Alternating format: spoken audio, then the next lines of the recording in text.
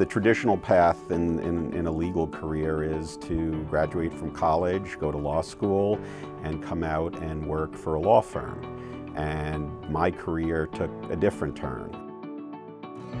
Steve definitely is the type of person who has taken a non-traditional path and is open to unconventional ways of doing business and practicing law, which gave rise to the birth of Discovery. I worked for 4 or 5 years before law school for a Japanese company selling robots. When I went to law school, I ended up taking a lot of night courses the second and third year and actually working almost full-time as a paralegal. And in that time, I started working for a firm that was doing a lot of document-intensive litigation. And so I got very lucky to be in the right place at the right time and really follow a path that was very interesting to me, which was the technology around the practice of law as opposed to the direct traditional practice of law in a law firm. So I went full-time freshman year, and then I was lucky enough to get a job at a law firm that was 2 or 3 blocks away from the school. Jim Blank was the first New York law student to get a job at this firm. And he was there as a summer associate our first year. And in the second year, they got a gigantic case and they needed a lot more help. So Jim brought over a number of law students from New York Law School to help with this large case. And so I ended up being the one to stay. And so Steve came to law school with a business background.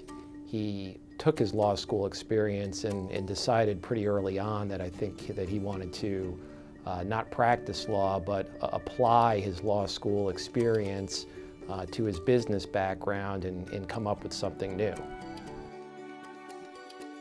As fate would have it, you know, if I had gone the more traditional route, I would have never enjoyed the success that I've had in this particular field. So you never know where luck's going to take you, or how things that start out sort of being a disappointment end up to be a real benefit. New York is a very entrepreneurial place, and he was born and raised here. I think his choice of New York Law School is directly related to that entrepreneurial spirit. Being in New York City, it's a more dynamic atmosphere. You know, you always got to be on in New York, right?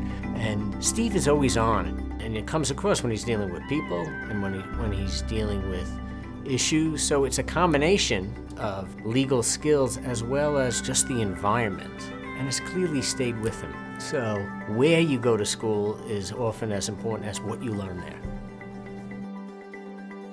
And one thing about Steve is he's got incredible courage to take risks. I think a New York Law School education lends to that and lends to it very well.